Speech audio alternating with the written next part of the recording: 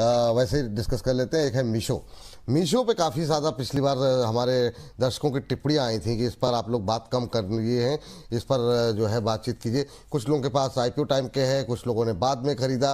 बीच में एक छोटी सी रैली आई थी लेकिन चला नहीं मैम। अभी 159 के आसपास चल रहा है। क्या भविष्य दिखाई दे रहा है? जिनके पास है वो क्या करें, और जो लोग खरीदना चाह रहे हैं किस लेवल पे एंट्री ले सकते हैं? देखिए, आपको मीशो खरीदना क्यों है? इसका जवाब सिर्फ इतना ही होना चाहिए कि आपको ट्रेडिंग करनी है। इन्वेस्टमेंट करके आप इसमें बड़ा पैसा कमा लेंगे, वो मेरा ओपिनियन इस स्टॉक को लेकर के नहीं है। यस, अगर आप सालों साल रखेंगे, इंडस्ट्री में जो बड़े बदलाव आएंगे उन फंडामेंटल्स के डाउन द लाइन आप ठीक से रख सकते हो, बट अभी के लिए just a trade stock to me. और उसी चीज पर अगर आपको कल की मार्केट में आपको ये मतलब मंडे वगैरह या जब भी next week for that matter, आपको अगर मीशो 150 और 55 की रेंज में मिले तो बढ़िया एक अटेम्प्ट तो ट्रेड का कर सकते हैं, अदरवाइज नो।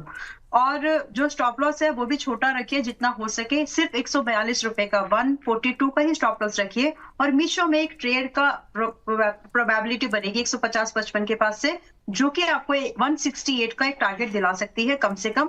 और उस पर मेरे हिसाब से बुक करके निकल भी जाना चाहिए। तो ट्रेड करो इसको, इन्वेस्टमेंट करिए इसमें।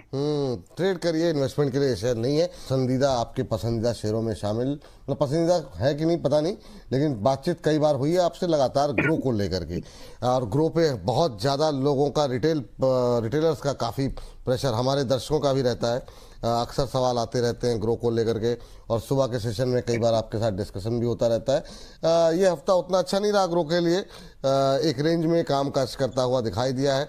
आपका व्यू क्या रहेगा? अभी 163-35 के आसपास चल रहा है। आपने क्या स्टॉप लॉस दिया था? 162 में क्या दिया था? मुझे याद नहीं आ रहा। 160 ना तो स्टॉप लॉस ले रहा है ना ही टारगेट दे रहा है अभी सेकंड अटेम्प्ट वाला। तो 160 रुपए के स्टॉप लॉस, जिनके भी पास पहले से है पोजीशन, वो 160 रुपए के स्टॉप लॉस और 195 का पहला टारगेट, इन दो को ही चेस करिएगा। और अगर दोनों ही कभी भी ट्रिगर होते हैं, निकल जाइएगा, पोजीशन खाली करिएगा।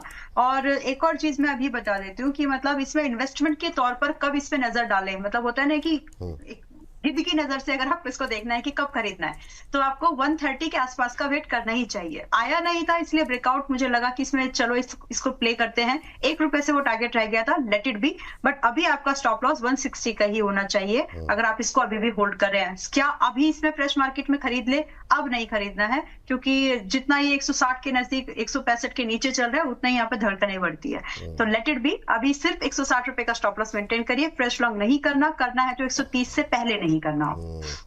नई खरीदारी अभी नहीं करें ना, जिनके पास है वो होल्ड करें 160 के स्टॉप लॉस के साथ। हाँ जी, और शायद हिट हो जाएगा। चलिए, ये बात शायद वो हो जाएगा। चलिए, अच्छी बात है।